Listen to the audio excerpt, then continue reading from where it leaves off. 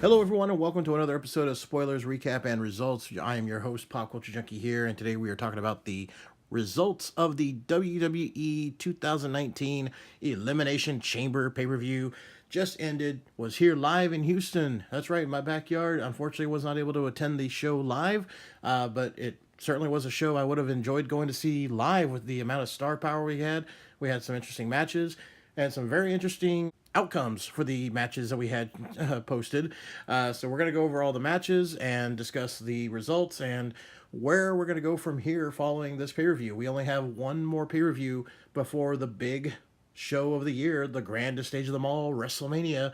We've got Fastlane coming up the next month, and then Mania. So it's really crunching down as far as the time they have to set up the matches for Mania. And of course, the only match that we know so far is happening is Ronda versus Charlotte. At least that's what's been announced as of Monday last week. So we will see what happens following tonight's show and starting tomorrow, because I mean they got to do Fastlane, and it's obviously going to set up a lot of things that are going to happen later on at Mania, so we'll see what happens. But let's go ahead and go to the Elimination Chamber show. We start off with a kickoff show. As always, they have a panel show. We had Coach, Beth Phoenix, Booker T, and Sam Roberts sharing their picks and predictions for the outcome of different matches tonight. Sam Roberts was very adamant, saying that Finn Balor never wins, only with the Demon. He needs to bring the Demon out, so maybe we're going to get a hint of the Demon character showing up. During the panel, the Bar showed up, and they had some words to share about Shane McMahon and The Miz. And then Heavy Machinery showed up as well to share their opinions on the happenings of the tag division. We had some video packages from like Braun Strowman. Then we get footage of Becky Lynch interfering in a Charlotte versus Asuka match at a live event from last night. Charlotte attacks Becky's knee with a chair repeatedly. So that's going to lead on to what happens later on tonight, so we'll get to that. So starting off, we have a kickoff match. WWE Cruiserweight title match. Buddy Murphy, champion, defending against Akira Tozawa. Tozawa went for a suicide dive to the outside, but Murphy caught him in the air and turned it into a suplex on the arena floor. That was a really nice spot. Kayla interrupts the match to interview Kofi Kingston in the backstage area. They've got a picture-in-picture thing happening while the match is still going on. Big E and Xavier come out from the back dressing room and say Kofi's too busy getting a massage, but they're going to do the interview for him. And then they cut back to the match. Really weird. Why would you interrupt a Cruiserweight title match for an interview? You could easily do that later. There's so much time for these shows. They've got plenty of time to do things without interrupting other things. It's almost as annoying as during Raw and SmackDown when they have a match going on and then they advertise the coming soon pay-per-view in a video package at the same time. It's very annoying. So we go back to the match, and Tozawa hits a plancha onto Murphy's back as Murphy was hanging over the middle rope from the outside. That was really nice. Murphy ends up powering out of a submission move, hits Murphy Law for the pin, and retains the Cruiserweight title. So pretty straightforward Cruiserweight title match. Then we have Mark Henry coming out to talk to Charlie Caruso at the top of the stage, and he shares his picks for who's going to win the men's and women's Elimination Chamber matches. Now, Mark Henry, of course, has a documentary coming out on the WWE Network following tonight's Elimination Chamber show, so that was the point of him to be out there to, let some people remember who Mark Henry is and then tune in to see the show after the Chamber. All right, so we go on to the main show, and we kick things off with the Elimination Chamber Women's Tag Team title match. Of course, this is being advertised as the first time ever that they will have WWE Women's Tag Team champions, but we know that is a lie. During the 80s, they had a tag team title for the women. You had the Glow Girls, you had the Jumping Bomb Angels, and several other champions. I don't know why they have to insist that this is the first time ever. I mean, you could easily bring up the history of the title, whether you did a whole lot for it back then or not. You can at least acknowledge you had champions back then, and you're just bringing the belts back, and you have new upgraded looking ones. That's fine, no problem. So the competitors in this matchup, we have Carmella and Naomi, the Iconics, Mandy, Rose, and Sonya Deville, Sasha Banks and Bayley, Nia Jax and Tamina, and Liv Morgan and Sarah Logan. Now, of course, because of the matches they had on SmackDown and Raw this past week, we know that the first two teams to enter this match are going to be Mandy Rose and Sonya, and Bayley and Sasha, because they lost their tag matches or triple threat matches on Raw and SmackDown. So starting off, we have Mandy Rose and Sonya Deville versus Bayley and Sasha. So this match itself, to me, it seemed like at any moment it stopped and kept going, stopped and go, stop and go. It just kept on doing that back and forth. At no point did it seem like it had steady momentum. And I think that's the issue with so many competitors in this match. You didn't have just 6 competitors like a normal Elimination Chamber. You had 12 competitors because you had 3. You had 2 women for the tag teams, of course, and you had a total of 6 tag teams. So you have a lot of people in this match at one time, and usually you have a moment where everyone kind of gets knocked out, knocked around, whatnot, and then you have a couple of people doing some kind of spot in the show. But by having so many people in this match, you look around, you have about 8 people laying around on the floor surrounding the ring outside on the chamber floor and such. By the way, why did the chamber floor have mat pads all of a sudden? When did that start? I don't remember last year having that for the women's chamber match or the men's. Maybe it did. Who knows? I could be wrong. Maybe they started that last year when they had the first women's chamber match. I don't know. But I remember the very first Elimination Chamber match having, chain and steel, and that was it. Anyways, it was just lots of moments in this match where you had a lot of people just laying around outside the ring or on the chamber floor.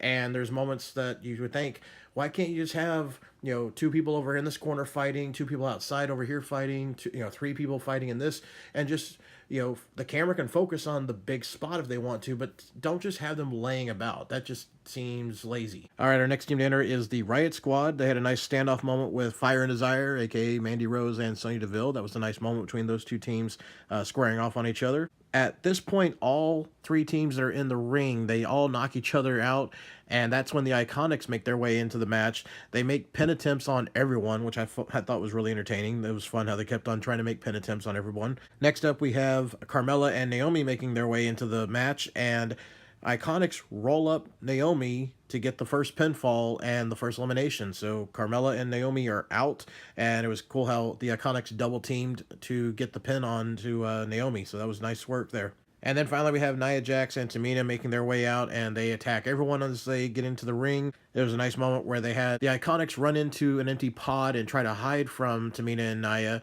and they of course pulled them out of the pod on opposite sides of the pod, and they took turns throwing whoever they had. Like Nia threw Peyton into the cage, and then Tamina would throw Billie Kay into the cage, and it was just entertaining. Except this is all happening again while everyone else is just laid out. Again, you have so many times where you had all these participants just laid out so you could have the audience focus on a big spot. Again, I think you could do something else to keep the action going at all times. So after this, Nia and Tamina take the Iconics both into the ring. Nia delivers a Samoan drop, and then Tamina delivers a flying Superfly splash onto both the Iconics and pins them 1, 2, 3, and the Iconics are eliminated. Next up, Liv and Sarah are eliminated by Tamina. We then have Bayley leaning against the pod on the outside of the ring, and Nia is sizing her up, ready to charge at her. Bayley moves aside at the last minute, and Nia crash and burns, crashing into the pod. At that point, they take Tamina into the ring. Everyone delivers moves to her, and all the women remaining in the match pin Tamina together to eliminate both Nia Jax and Tamina while Nia is just sleeping in the pod. So Nia Jax and Tamina are eliminated by everyone, leaving Mandy Rose and Sonya Deville versus Sasha Banks and Bayley. Mandy Rose hits Bayley with the fairy tale ending, but Bayley kicks out. I think Mandy does need a new finisher because Bayley just kicked out of Tommaso Ciampa's finisher. Hello. Finally, Sasha Banks puts Sonya in the bank statement and taps, and Bayley and Sasha are the new women's tag team champions. Not the first ever, but the new women's tag team champions. It was a good match, and I enjoyed it, and it was a nice moment. At the end, Charlie Caruso gets in the ring to interview Sasha and Bayley, and of course they break down into tears. Beth Phoenix was on commentary during this match, and she began getting emotional, saying, "Oh, this is so wonderful. It's everything we worked for." And it's just, I get it. I know this is like great for the women to have all these moments now. Okay, they're being taken serious. They're not being put into bra and panty and pudding matches. I mean, this is 15 years ago they were doing that stuff, but still, I wish we could have women's matches end on good notes without them breaking down into tears, because I think it takes away a lot of the moment. So just something they seem to like doing, but they just won't stop doing it. All right, next up we have The Miz and Shane McMahon versus the Usos for the Smackdown Tag Team titles.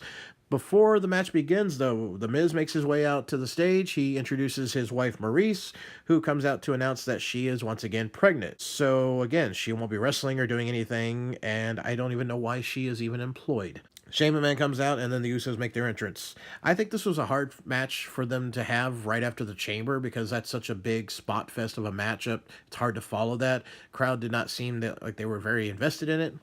At one point, Shane goes to hit the flying elbow from the top turnbuckle onto Jey Uso, who's laying on the middle announce table. He crashes right onto him. That was a nice spot. Miz goes into the ring to hit the skull-crushing finale on Jimmy, but Jimmy ends up kicking out and rolling Miz up for the pin. New tag team champions. Yes, you heard it. Jimmy Uso, who just was in the news this past week for a drunken disorderly arrest, is now a SmackDown Tag Team Champion once again. Makes no sense, but whatever. Okay, I didn't see this coming. After the match, of course, Miz looks shaken up. He can't believe that he lost, and, this is going to lead to something else. Then we get a Fastlane promo, and we get a Fighting With My Family promo with Paige announcing more about the movie that's in theaters right now. Then we get Bobby Lashley and Lio Rush backstage interview, where, once again, they are more than confident they're going to defeat Finn Balor in their handicap match. So next up, we have the Intercontinental title handicap match. Bobby Lashley and Lio Rush versus Finn Balor. No demon, just Finn Balor. Finn Balor connects with a flying dive to the outside of the ring onto both Bobby Lashley and Lio. Finn hits the dropkick to Lio in the corner and then hits the coup de grace and pins Lio to win the Intercontinental title.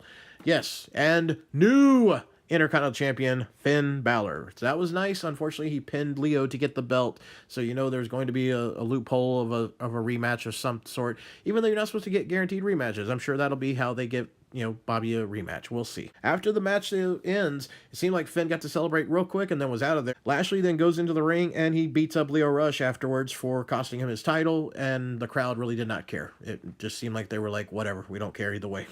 We then have Charlotte Flair coming out to the ring to have an interview time with Charlie Caruso and speak about the attack from Becky Lynch the night before at the live event. Then we have Ronda Rousey versus Ruby Riott next, and Charlotte will be sitting ringside. So this is the Raw Women's Championship match, Ronda versus Ruby Riott. Ronda comes out dressed in Sonya Blade attire, which looked really awesome. I think that should actually be her wrestling attire. She looked awesome, and she didn't have that crazy eye makeup that she normally does, so I think it was a good look for her.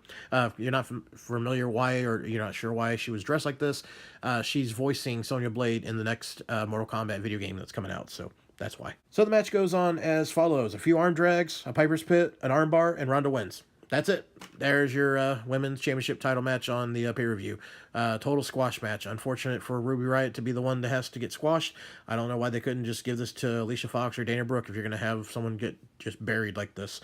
Ruby Riott deserves better. So after this, Charlotte and Ronda come face-to-face in the ring. Just then we see Becky Lynch hobbling to the ring from the audience on crutches.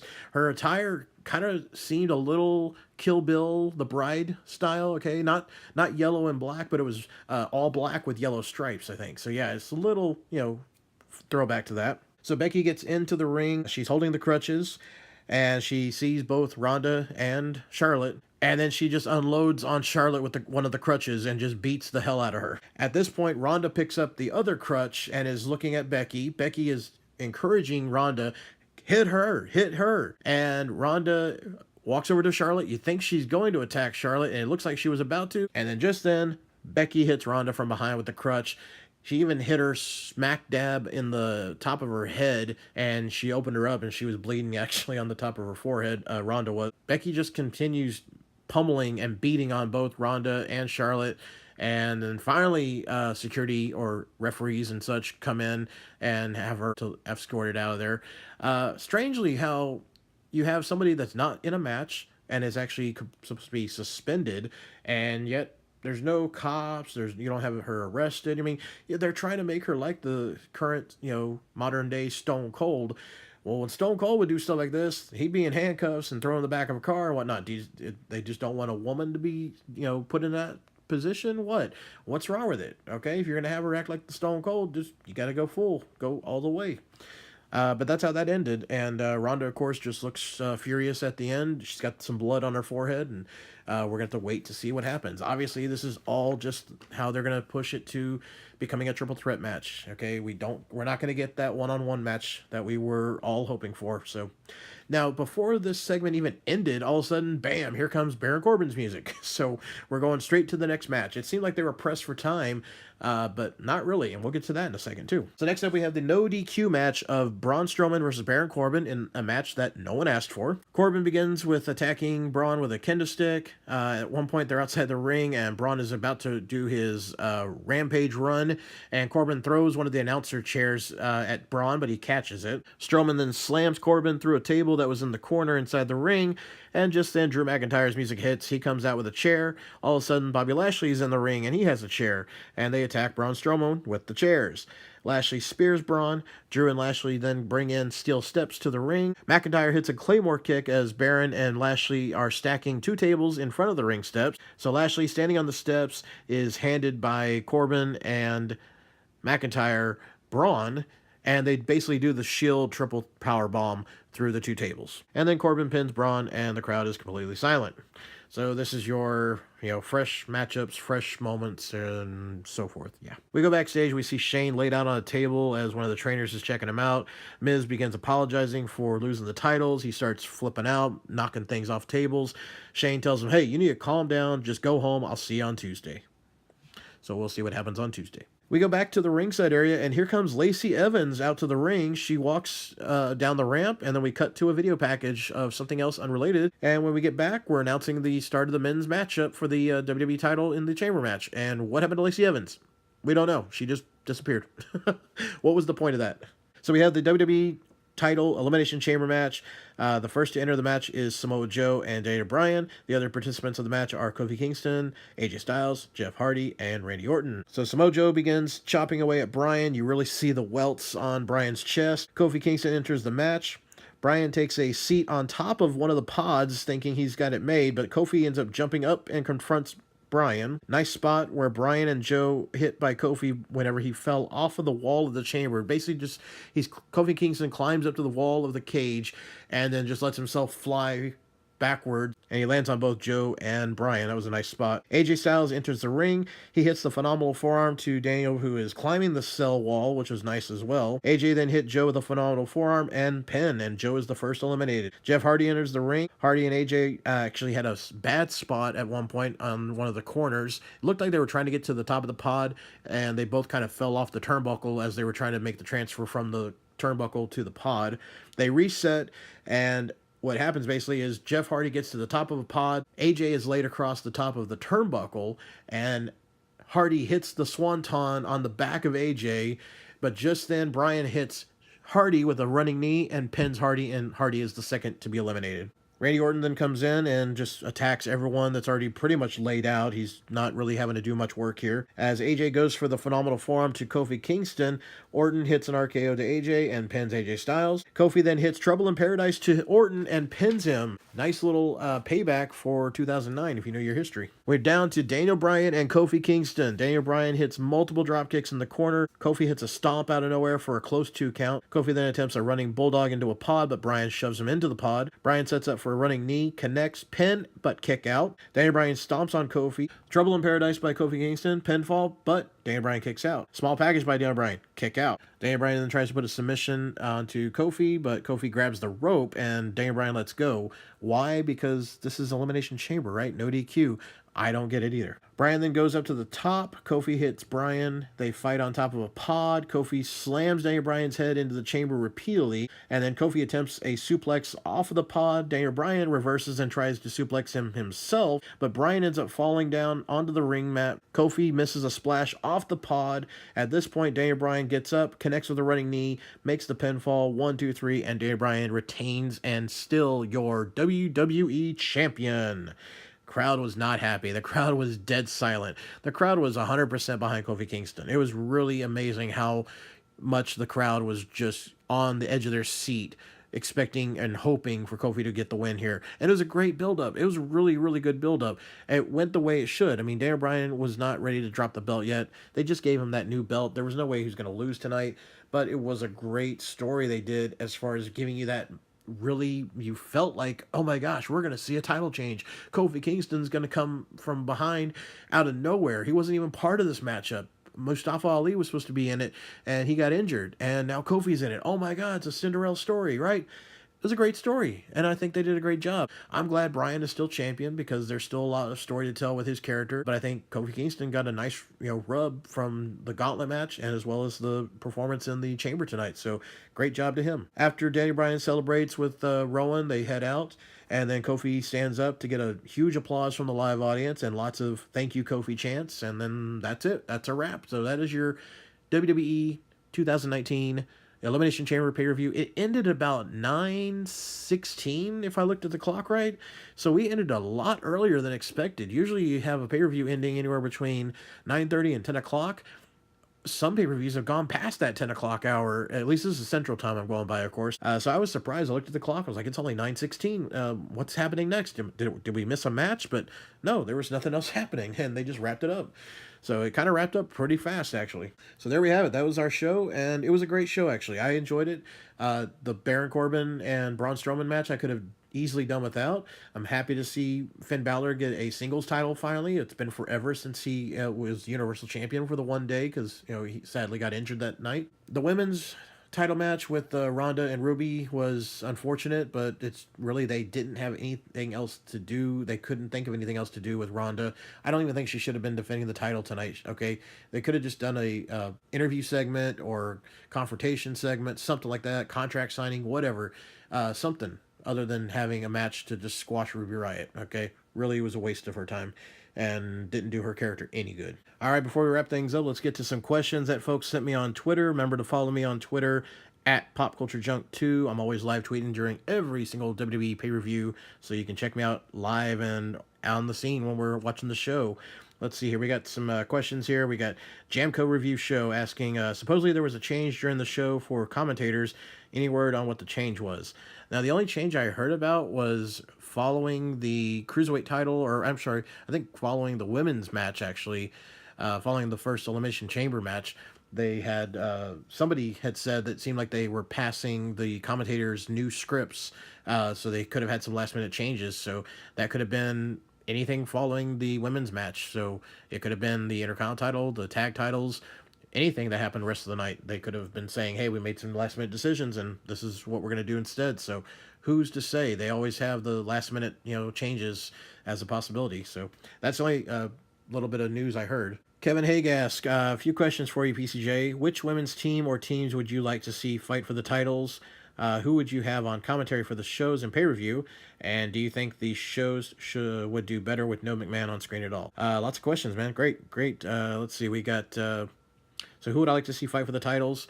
Well, we got Sasha and Bayley as champions right now, so I'd like to see Mandy Rose and Sonya Deville fighting because I think they make a great team, and I think that Mandy Rose has really surprised a lot of folks, including myself, ever since she was on Tough Enough. So I'd like to see those as a potential competitors for the titles. Who else? I'm gonna say I'd like to see Io Shirai and Kairi Sane make a appearance soon because I think they're doing great in NXT. They'd make a great tag team for the women's tag titles. So yeah, definitely those two right there. Who's to say? We don't know if we're going to get a Legends match of some sort. There's rumors that Trish and Lita may make an appearance to have a match against Bayley and Sasha. They were supposed to have matches, of course, back at the Evolution show, and that fell through. So who knows? We might see something like that even. Who would I like to see on commentary for the shows and pay-per-view? I've been saying this forever. Get rid of Michael Cole. Just get rid of him. He's one of the worst announcers in the history of the business. I don't care what anyone else says. Okay, he ruins every match he commentates for me.